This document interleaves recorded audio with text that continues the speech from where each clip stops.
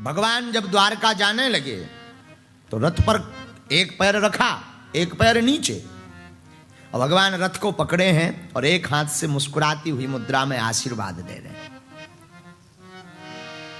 और मुस्कुराते हुए जब आशीर्वाद देने लगे और भगवान रथ पर आरूढ़ होने ही वाले थे कि तब तक अभिमन्यु की पत्नी उत्तरा देवी रोती रोती चली आई।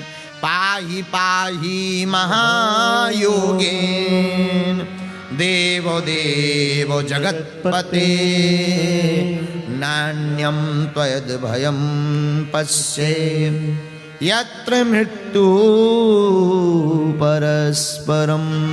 हे गोविंद बचाओ, हे माधव बचाओ, हे मुरारी, हे मनमोहन, हे चितचोर, हे माखन चोर, हे कन्हैया, हे गोवर्धन गिरधारी लाल, हे नटवर, हे नागर, हे नंदा, हे गोविंद बचाओ, हे कनुआ बचाओ, हे कान्हा बचाओ, बचाओ बचाओ। पाहि पाहि महायोगे। भगवान बोले क्या हुआ? देखा? अरे कौन? अरे ये तो उत्तरा है, अभिमन्यु की पत्नी। इनके पति महाभारत के समर में वीरगति को प्राप्त हुए, मारे गए, वीरगति मिली, और ये गर्भवती थी।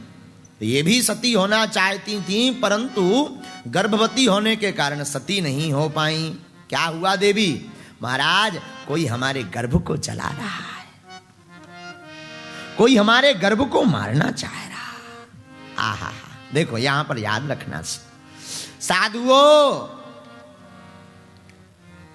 उत्तरा देवी पांडवों के शरण में नहीं गई। युधिष्ठिर भी विराजमान थे, अर्जुन भी, भीम भी, बड़े बड़े बलवान विराजमान थे जिन्होंने महाभारत का युद्ध जीता, लेकिन उत्तरा देवी इनकी शरण में नहीं गई, क्योंकि उत्तरा देवी गलती नहीं करना चाहती। द्रौपदी ने जो गलती की वो उत्तरा देवी नहीं करना चाहती। द्रौपदी ने क्या गलती की? जब दुशासन द्रौपदी की साड़ी खींचने लगा तो द्रौपदी सीधा भगवान के चरण में नहीं गई, सबसे पहले पतियों की तरफ देखा, आप हमें बचाओ। लेकिन जब पतियों ने मुंह नीचे कर लिया, टेढ़ा कर लिया कि हम तो वचन हार चुके हैं, तो फिर उस सभा में बड़े बड़े विद्वान भीष्म पितामह जैसे बैठे थे, उनकी तरफ देखा कि आप तो लाज बचाने वाले हैं, नामी हैं, आप हमारी रक्षा करो। और जब भीष्म पितामह जैसों ने भी मुंह मोड़ लिया तो द्रौपदी ने तीसरा प्रयोग स्वयं से किया, साड़ी का पल्लू लिया और अपने दांतों तले दबा लिया कि अब हम स्वयं रक्षा करेंगे। पति नहीं कर रहे, ये महापुरुष नहीं कर रहे, अब हम आत्मरक्षा करेंगे, आत्मनिर्भर बनेंगे। लेकिन जब दुशासन, जिसके अंदर 10,000 हाथियों बराबर बल था, उसने साड़ी के पल्लू को पकड़ा, एक झटका मारा और दांतों से साड़ी खिसक गई, छूट गई।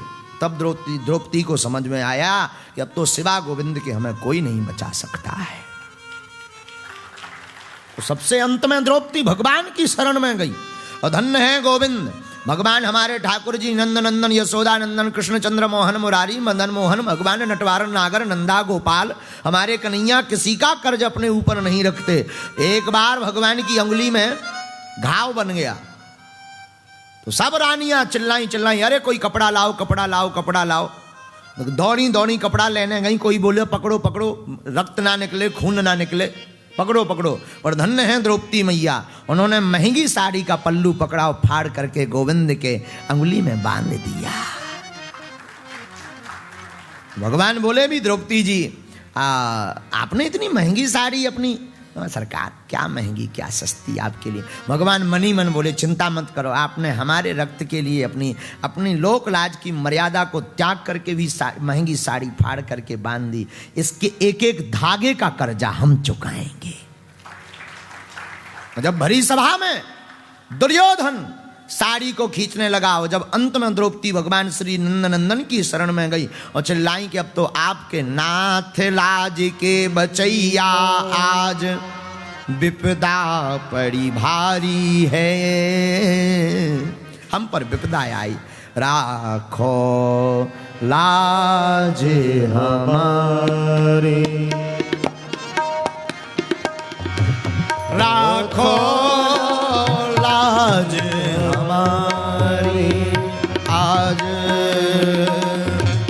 राखो लाज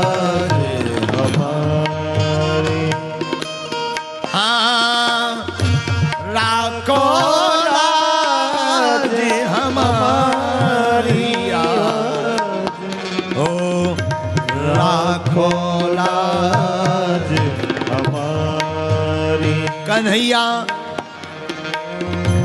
राखो लाज हमारी मनमोहना राखो लाज नंदनंदना राखो लाज हमारी। हे माधव बचाओ, हे गोविंद बचाओ। और धन्य है ठाकुर हमारे भगवान पुकार सुनते ही बिना देर किए डायरेक्ट बचाने नहीं गए, साड़ी का रूप धारण करके प्रकट हो गए। उस साड़ी का रूप ऐसा प्रकट नहीं भय, नारी बीच साड़ी है कि साड़ी बीच नारी है, कि नारी में ही साड़ी है कि साड़ी में ही नारी है, नारी से ही साड़ी है कि साड़ी से ही नारी है, नारी ही की नारी है कि साड़ी ही की साड़ी है। भगवान ऐसे साड़ी बनकर प्रकट भये कि जितना दुशासन का बल था वो चौंक गया, मन में वो खिन्नता करके सोचने लगा कि नारी में ही साड़ी है कि साड़ी में ही नारी है, नारी ही की साड़ी है कि साड़ी ही की नारी है, नारी से ही साड़ी है कि साड़ी से ही नारी है, नारी ही की नारी है कि साड़ी ही की साड़ी है। चौंक गई। और धन्य है हमारे ठाकुर लाखों लाज भगवान लाज बचाने वाले। लेकिन अंत में द्रौपदी ने सहारा लिया तो भगवान आए। लेकिन उत्तरा देवी बड़ी चतुर है, पांडवों के पास नहीं गई, पति तो है नहीं, मैया कुंती बुआ के पास भी नहीं गई, किसकी शरण में गई? आहा, सीधी सीधी गोविंद की शरण में गई। पाहि पाहि महायोगे देव देव जगतपते। हे माधव बचाओ। और भगवान बोले देवी क्या हुआ? महाराज कोई हमारे गर्भ को मारना चाह रहा। अच्छा अच्छा चिंता मत करो, देखो महाराज मैं भले ही मर जाऊं मेरे गर्भ को कुछ ना हो। देखो यहां पर चतुरता की दूसरी चतुरता उत्तरा की। अगर यहां पर यह कहती कि महाराज कोई मुझे मारना चाहता तो भगवान क्या करते कि गर्भ को नष्ट करवा देते, पर उसको बचा लेते, शायद भगवान कृपा भी ना कर दे। क्या बोली? महाराज मैं मर जाऊं पर मेरा बच्चे को कुछ ना हो। अच्छा बच्चा कब जीवित तो होगा? जब मां सुरक्षित होगी। तो भगवान को तो दोनों को बचाना है।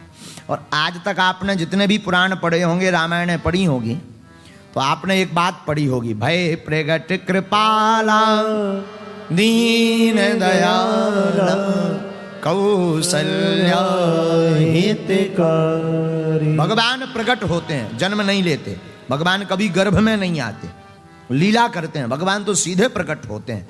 लेकिन पहली बार हमारे ठाकुर जी, भक्त वत्सल कितने हैं, पहली बार हमारे ठाकुर जी किसी की कोख में गए और उत्तरा देवी की कोख में अंगूठा बराबर रूप धारण करके भगवान अपने भक्त को बचाने प्रवेश कर गए। अंगूठा बराबर रूप धारण करके जब गए तो बड़ा तेज जला रहा था और इस गर्भ में कोई और नहीं, परम भागवत महाराज परीक्षित जी पल रहे हैं। भगवान उनको बचाने के लिए गए। और पहले संसार के ऐसे भक्त हैं जिनको गर्भ में ही भगवान चक्र सुदर्शनधारी के दर्शन हो गए। और यहां एक और घटना घटी। आज तक आपने भारत की माताएं और विश्व की एक अनेक ऐसी माताओं की कोख है जिसने महापुरुषों को जन्म दिया। स्वामी विवेकानंद, पूज्य श्री देवराहा वाले बाबा, तुलसी पीठ वाले जगत गुरु जी, मलुक पीठ वाले महाराज जी हैं। इन महापुरुषों के नाम जो हम बता रहे हैं, देवराहा वाले बाबा, पूज्य श्री नीम करोली वाले बाबा, इन महापुरुषों के नाम जो आपने सुने हैं, तो आज तक आपने सुना होगा कि माताओं ने इन महापुरुषों को कोख में रखा। पर पहली बार भागवत में ऐसी घटना घटी और धन्य है भारत की मां जिसने अपनी कोख में भक्त और भगवान दोनों को एक साथ रख लिया, दोनों को एक साथ रखा। धन्य है ये भारत की माताओं की यही तो सुंदरता है। भगवान बाहर निकले, कहो देवी अब तो कोई दिक्कत नहीं, सरकार अब तो बड़ी कृपा है। उत्तरा देवी पर कृपा की।